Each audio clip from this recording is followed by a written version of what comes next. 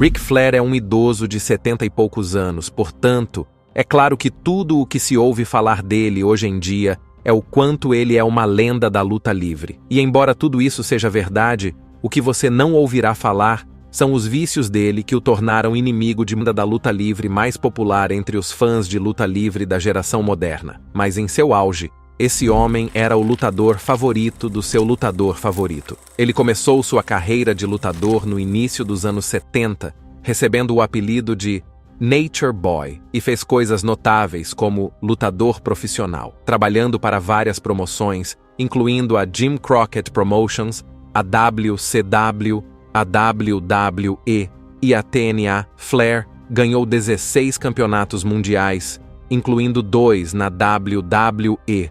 Foi a atração principal de cerca de uma dúzia de eventos, foi nomeado 6 vezes o lutador do ano da Pro Wrestling Illustrated e 8 vezes o lutador do ano da Wrestling Observer Newsletter. E isso é apenas para dar um breve resumo do que a carreira de Ric Flair realmente foi. E caso você esteja se perguntando por que estamos nos referindo à carreira dele no tempo presente, é porque Flair ainda não se aposentou oficialmente. Pelo menos não depois de várias aposentadorias falsas. Então sim, ele ainda é considerado um lutador profissional ativo depois de 5 décadas na indústria. De qualquer forma, só para esclarecer, o fato de Ric Flair ser odiado não é um caso em que tanto sucesso atrai inimigos, mas sim um caso em que o próprio Flair é um indivíduo problemático. E quando dizemos que ele é um indivíduo problemático, não estamos nos referindo apenas ao fato de ter relacionamentos terríveis com as pessoas. Flair também era um profissional muito desagradável. Ele foi literalmente anunciado como o jogador mais sujo do jogo. Portanto, é justo presumir que qualquer lutador que Flair odeia também se sente da mesma forma em relação a ele. Com isso em mente, vamos ver a lista de lutadores que fazem parte da lista de impopulares de Ric Flair. Há literalmente apenas uma pessoa que deve começar essa lista: Scott Steiner. Ninguém o culparia por não saber quem é o bom e velho Scott, principalmente se você só assistiu a WWE e não a algumas das promoções de luta livre mais antigas dos anos 80, 90 e início dos anos 2000, como a WCW, a Jim Crockett Promotions, a TNA e a ECW. Steiner teve seus melhores anos trabalhando nessas promoções, como se tornar tetracampeão mundial, com títulos mundiais na WCW, WWA e WWC. Ele também se tornou o 8º campeão da Tríplice Coroa da WCW, o que ainda seria considerado uma grande coisa se a promoção ainda existisse. Na WWE, no entanto, Scott só teve sucesso trabalhando ao lado de seu irmão mais velho, Rick, como The Steiner Brothers. Juntos, os irmãos conquistaram vários títulos de tag team, incluindo o WWE Tag Team Championship, durante as décadas de 1980 e 1990. Então, como Ric Flair acaba se envolvendo com um cara que dificilmente pode ser considerado uma estrela na história da WWE? Bem, o caso deles era basicamente personalidades semelhantes que se repeliam. Ric Flair sempre teve seu quinhão de controvérsias e dramas fora dos ringues, como suas alegações de racismo e má conduta sexual. Mas se houvesse uma lista de lutadores que tivessem tanto drama quanto Flair, Scott Steiner definitivamente estaria nela. Steiner sempre foi fascinado pelo clichê bad boy dos anos 90. Certa vez, em 1998, ele atropelou intencionalmente um funcionário do Departamento de Transportes da Geórgia com seu caminhão. Alguns anos depois, ele se envolveu em uma briga durante uma viagem de avião e, em vez de demonstrar remorso, Steiner se gabou de ser um criminoso violento com pouca consideração pelas forças da lei e da ordem. E, ele também ameaçou matar Hulk Hogan uma vez. Então, isso também existe. Quando duas cabeças quentes se chocam, você pode imaginar como tudo fica violento. Estranhamente, as origens dessa briga são muito anteriores ao fato de qualquer um dos dois ter se tornado um veterano do setor, com cerca de 2 décadas de experiência. Ele estava na casa dos 40 anos e tinha acabado de entrar para a WCW, quando começaram a surgir rumores de que a promoção planejava colocá-lo um pouco mais abaixo no card para promover talentos mais jovens como, adivinhe quem, Scott Steiner. O Nature Boy ainda era um dos melhores artistas da época. Mas o problema é que, naquela época, a luta livre profissional era mais voltada para a aparência do que para ser um bom lutador. E Scott Steiner, bem, aquele cara tinha um dos corpos mais musculosos que você provavelmente já viu. Portanto, a empresa o priorizou em detrimento de Flair e, como você pode imaginar, ele não ficou muito feliz com isso. E na maioria das vezes, ele não podia fazer nada a respeito até pouco tempo depois, quando os dois se enfrentaram pelo título mundial no Clash of the Champions, em janeiro de 1991. A luta foi promovida e empurrada para ser um dos maiores eventos do ano, mas no dia seguinte não foi um desempenho de 2,5 estrelas de ambos os homens. Os fãs ficaram desapontados, os chefes da promoção ficaram desapontados, e Steiner também ficou desapontado com o fato de que uma luta que poderia ter lhe dado um grande impulso acabou sendo medíocre. Então, a quem ele culpou? Ric Flair, é claro. Steiner deu várias entrevistas e enterrou Flair, afirmando que o Nature Boy só teve um desempenho ruim na luta para fazer com que ele parecesse ruim. Flair negou as acusações e afastou a conversa de Steiner em várias ocasiões ao longo dos anos. Todos pensavam que o assunto havia se dissipado, mas, em 2000, Steiner havia se tornado uma figura importante na WCW, o que fez com que ele trouxesse de volta a briga da maneira mais direta possível. O cara estrelou uma promoção ao vivo e literalmente atacou Ric Flair, repreendendo-o de todas as formas possíveis. Ele chamou o gimmick do Nature Boy de morto, insultou a aparência dele aos 52 anos, foi atrás da empresa de Flair e chegou a dizer que Ric Flair era uma das razões pelas quais a WCW estava em declínio. Steiner também usou alguns termos bastante explícitos, como chamar Flair de um velho bastardo invejoso. E caso você esteja se perguntando por que ninguém impediu Steiner de atacar um colega dessa forma, é porque ele fazia parte da rebelde,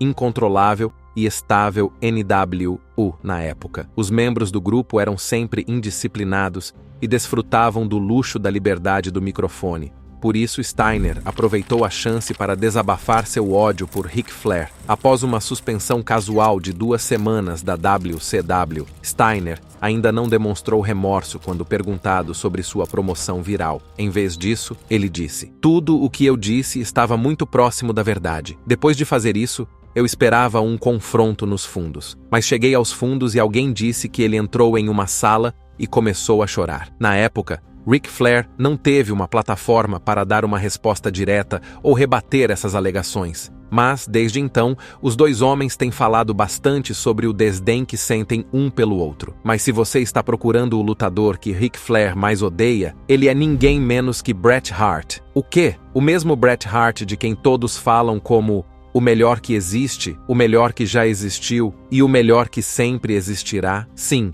o mesmo cara. Ninguém parece ter problemas com Hart por causa da qualidade e do sucesso que ele teve como lutador.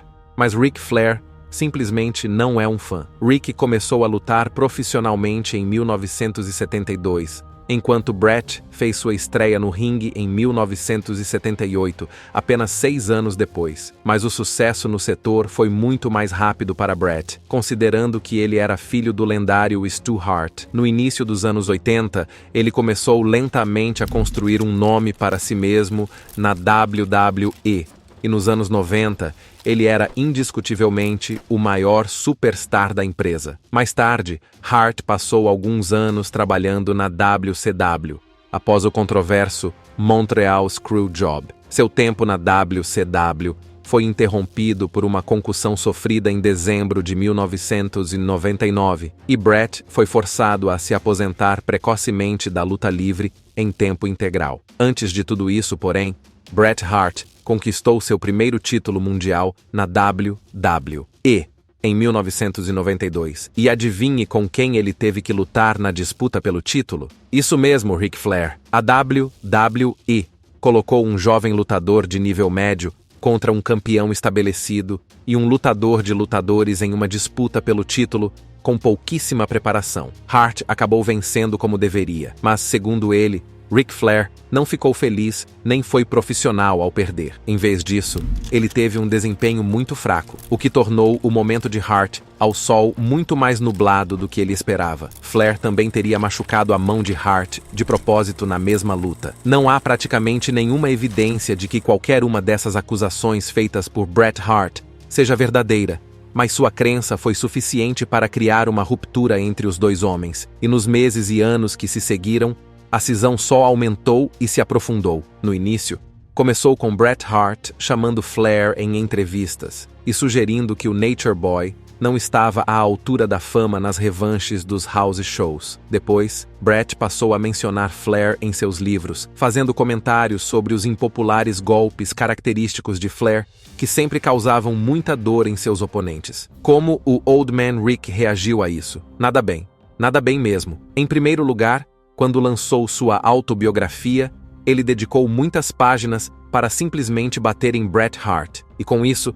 queremos dizer que ele literalmente mencionou os tópicos mais profundos e sensíveis apenas para ferir Hart, como afirmar que Bret havia explorado de forma egoísta a trágica morte de seu irmão mais novo, Owen Hart. Ele também acrescentou que Bret era uma das razões pelas quais a WWE tinha dificuldades para atrair dinheiro e disse uma série de outras coisas que Bret Hart, desde então, considera simplesmente ridículas. Claramente, Ric Flair foi longe demais com isso. E ao longo dos anos, os dois homens continuaram com seus ataques verbais mútuos. Mais recentemente, porém, eles teriam enterrado o machado de guerra e deixado toda essa bagunça para trás. Mas vamos esperar para ver se algo vai acontecer em breve para ter certeza de que Flair e Hart estão em bons termos. Continuando, temos outro nome na lista negra de Ric Flair, Shane Douglas. Assim como os caras mencionados anteriormente, Shane Douglas foi uma grande figura na indústria da luta livre nos anos 80 e 90.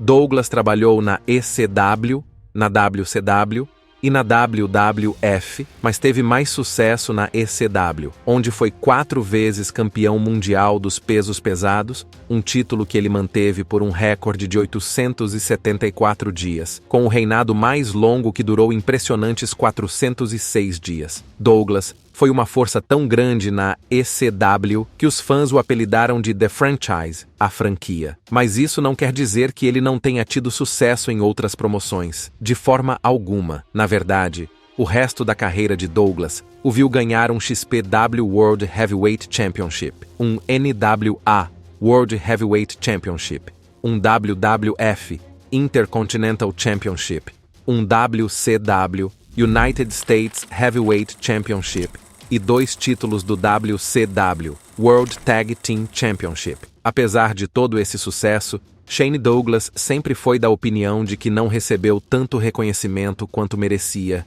e segundo ele, a culpa é de Ric Flair. Veja bem, como mencionamos anteriormente neste vídeo, Ric Flair, em seu auge, era um lutador de luta livre. Muitos lutadores o admiravam como seu herói, e Shane era um desses lutadores. Então, onde foi que tudo deu errado? Para Shane e Rick, foi basicamente um caso de não conhecer seus heróis. Shane entrou no setor com sua primeira luta profissional em 1982, mas continuou treinando com Dominic DeNucci no subúrbio de Pittsburgh, Freedom, Pensilvânia, ao lado de Mick Foley, até meados da década de 1980. Naquela época, Ric Flair havia conquistado a AWI, a promoção All Japan Pro Wrestling, e havia conquistado quase uma dúzia de títulos na WCW. Por isso, Shane o idolatrava e tinha paixão por chegar ao topo, assim como Ric Flair. Entretanto, com o passar dos anos e a entrada de Douglas na WCW, ele logo descobriu uma realidade completamente diferente de como Ric Flair realmente era. De acordo com The Franchise, Flair estava no topo de uma série de políticas de bastidores que ele nunca apoiou. Em suas palavras, conheci Ric Flair como um jovem que estava subindo a escada com estrelas nos olhos. Ele era o maior lutador da história do nosso negócio. Depois, fiquei sentado noite após noite, semana após semana, mês após mês, vendo-o agir como um completo idiota e tratar as pessoas como um completo idiota. Isso não funcionou para mim. Era como conhecer seu herói e, de repente, descobrir que ele era um idiota ou um babaca. Sim, você pode ver claramente que ele não ficou impressionado. E tem mais. De acordo com Douglas, Flair foi a principal razão pela qual ele nunca recebeu toda a aclamação e os elogios que acreditava merecer, especialmente na WCW. Ric Flair nunca negou exatamente essas alegações, mas, de acordo com o quadro pintado por Shane Douglas, Flair deixou os jovens lutadores novatos apodrecerem mais abaixo no card apenas para seu ganho pessoal. Aparentemente, no início de sua carreira na NWA, Douglas entrou em contato com Flair para que ele soubesse o quanto o respeitava e apreciava. Ele também buscava feedback e dicas de Flair, até que, certa noite, descobriu que Flair só lhe fazia elogios para afastá-lo e quase não prestava atenção em seu trabalho. Em algumas ocasiões, a WCW cometeu o erro de colocar esses dois homens juntos em um programa, o que sempre acabava em confusão, com os dois culpando um ao outro por segmentos de filmagens de trabalho terríveis. E caso você precise de confirmação de que Ric Flair sente o mesmo nível de animosidade em relação a Douglas, a resposta do Nature Boy às alegações de que ele havia limitado a carreira de Shane Douglas foi que Douglas era o tipo de pessoa que colocava a culpa de suas falhas nos outros. Definitivamente, não havia nenhum sentimento de remorso em relação a nenhuma das alegações feitas contra ele, e ele não parou por aí. Ao longo dos anos, em muitas entrevistas, Flair insultou Douglas diretamente sobre uma série de tópicos. Em uma ocasião, ele insultou Douglas por ter que trabalhar em um emprego normal na Target. Em outra, ele o acusou de abuso de esteroides durante uma transmissão do programa de rádio da internet WCW Live e chegou a sugerir que estaria disposto a lutar com Douglas fora do ringue. Felizmente, eles nunca tiveram uma briga desse tipo, mas Douglas definitivamente não se sente diferente em relação a Flair do que se sentia há uma década. No final de 2022, o franchise falou sobre os problemas de saúde de Flair em uma entrevista. Nessa entrevista, ele revelou que Flair, de fato, não tinha mudado sua vida como as pessoas pensavam que ele tinha feito depois de entrar em coma. De acordo com Douglas, Flair ainda era alcoólatra. E, em suas palavras, não estou tentando bancar o psicanalista. Não acho que Ric Flair, antes de mais nada, Richard Flair, não existe mais. Ele permitiu que Ric Flair assumisse o controle daquele corpo. E há um perigo real de que isso aconteça, porque é realmente uma doença mental. Posteriormente, ele acrescentou que acreditava que a última luta de Ric Flair, muito divulgada em 2022, aos 73 anos de idade, era uma tentativa de morrer no ringue, pois acreditava que esse era o único final merecido para sua carreira lendária. Suas últimas palavras na entrevista foram: "Desejo a Ric, e nesta época do ano no Natal, meu desejo de Natal para Ric Flair, Richard Flair, é que ele possa encontrar a paz que está procurando e viver o resto de sua vida por mais 50 anos, feliz e capaz de olhar para seus netos e ver a maravilha que existe. Então, talvez ele não entre em uma briga com ele hoje, mas Douglas definitivamente ainda não respeita Ric Flair ou sente qualquer admiração por ele. No entanto, para o próximo lutador, o ódio entre ele e Ric Flair se traduziu em uma briga de punhos. Seu nome, Mick Foley. Ok, isso provavelmente não é uma surpresa para quem sabe o que o Mankind era. No ringue, ele foi um dos lutadores mais violentos que a indústria da luta livre já viu. Foley nunca teve histórias suaves, nunca teve segmentos em que não estivesse agindo como um completo selvagem e nunca poderia ser considerado um cara de cabeça fria. Por mais que essa atitude na tela não fosse sua personalidade na vida real, quando acionado, Mick Foley nunca ficava com raiva e entrava em modo selvagem. E, em um determinado dia de 2004, Ric Flair definitivamente acionou a fera. Os dois homens estavam nos bastidores de um show da WWE, quando comentários maldosos e brincadeiras de vestiário lentamente se transformaram em uma briga sangrenta. Flair tinha 50 anos na época, mas parecia não se importar e atacou a lenda do hardcore. Segundo relatos, Foley instigou a briga ao fazer comentários depreciativos sobre a autobiografia de Flair, comentários aos quais o Nature Boy respondeu com um soco no rosto. Para fins específicos, Mick Foley lançou sua autobiografia, Have a Nice Day, em dezembro de 1999. Nesse livro, ele esclareceu por que não gostava de Flair de seu breve período na WCW. Parece familiar com as alegações feitas por um certo Shane Douglas, certo? Nós também achamos isso. De qualquer forma, nas palavras exatas de Foley em seu livro, Ric Flair era tão ruim no lado da organização das coisas quanto era ótimo no lado da luta livre. Como era de se esperar, Flair não aceitou bem essa declaração e, quando lançou sua biografia 4 anos depois, dedicou uma parte a opiniões pouco lisonjeiras sobre Foley, como chamá-lo de dublê glorificado. Nesse dia, em 2004, poucas semanas após o lançamento da autobiografia de Flair, apesar da má relação que já existia entre eles, Flair achou que seria legal agir cordialmente com Foley. Então, ele ofereceu um aperto de mão que Foley rejeitou. E para magoar Ric Flair ainda mais, Foley solicitou sarcasticamente uma cópia autografada da autobiografia do The Nature Boy, sugerindo que ele poderia leiloá-la para a caridade. Esse comentário teria sido o que levou Rick a dar um soco na cara de Foley, e a partir daí, o inferno começou. Os 2 membros do Hall of Fame se desentenderam, mas, felizmente, havia cabeças mais frias no vestiário que conseguiram separá-los. Felizmente, os 2 homens acabaram resolvendo suas diferenças e foram vistos trabalhando juntos em 2006 e novamente em TNA, onde Foley saiu vitorioso. Foley também esteve presente na última luta de Flair em 2022. Portanto, é justo dizer que agora